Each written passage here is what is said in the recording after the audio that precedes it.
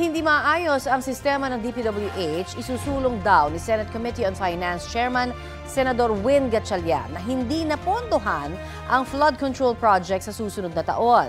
Tutol naman dyan ang isang kongresista. Balitang hatid ni Mav Gonzalez. Kung lalagyan mo ng pondo tapos ganyan pa rin, nandiyan pa rin yung sindikato, nandiyan pa rin yung kontraktor, parang tuloy ligaya lang yung mangyayari. Naniniwala si Senate Finance Committee Chairman Senador Win Gatchalian na may sindikato sa flood control projects at kung hindi aniya maaayos ng DPWH ang sistema, hindi na nila popondohan ng flood control sa 2026. Re-review namin proseso. Gagaya ng nasabi ko, kung ang proseso ay maluwag, aabusuhin yan ng mga kontraktor at ng sindikato. Titingnan aniya ng Senado kung paano napopondohan ang mga proyektong ito at kung umpisa pa lang ay may usapan na sa kontraktor. Dapat rin na higpitan yung pagbibigay. Bidding kasi natin, igan mano-mano eh. Kailangan gumamit na ng bagong teknolohiya, lahat internet na para wala ng human intervention.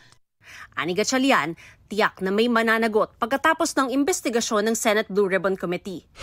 Tutol naman si Bicol Saro Party List Representative Terry Ridon na i-zero ang budget sa flood control sa 2026. Pagka siniro mo yung flood control for next year, edi kawawa ho yung mga nasa mga kailugan.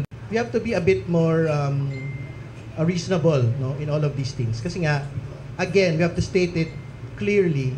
Flood control is something that is fundamental for climate risk communities. Sabi ni Senador Ping Lacson, nakilahok na ang publiko sa pagre-report ng substandard at ghost projects. Ang huling pagsubok, ang kasiguraduhang may mapaparusahan. Sana raw may malaking tao na makasuhan at makulong para wag na pamarisan. Dahil kung wala, mawiwili ang dating gumagawa at mahihikayat ang di dati gumagawa. May isiniwalat naman si Baguio City Mayor Benjamin Magalong tungkol sa mga anyay request at reklamo ng mga kongresista pag nagsimula ang deliberasyon ng national budget sa Kamara noong nasa PNP pa siya.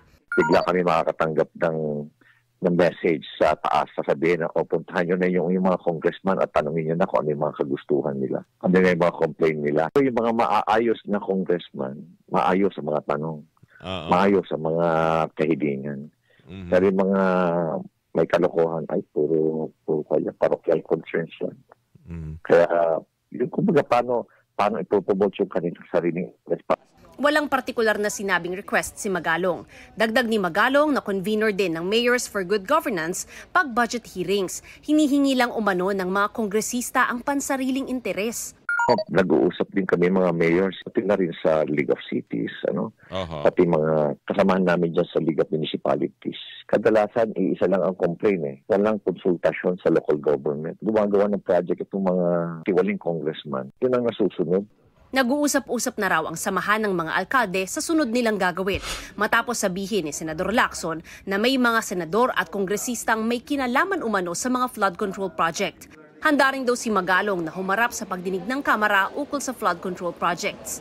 Sa susunod na 2 linggo, inaasahan ang pagdinig ng House Tri-Committee hindi lang sa flood control projects, kundi sa iba pang palyadong infrastructure projects ng gobyerno, kabilang ang Cabagan Bridge at Benguet Rock Shed. Sana raw kung may whistleblowers ay tumistigo roon at magbigay ng ebidensya. In the event na mapangalanan po ang kahit sinong senador, kahit sinong kongresista sa mga usapin po na ito, bibigyan ho sila ng karapatang magpaliwanag, sumagot sa komite. Mav Gonzalez nagbabalita para sa GMA Integrated News.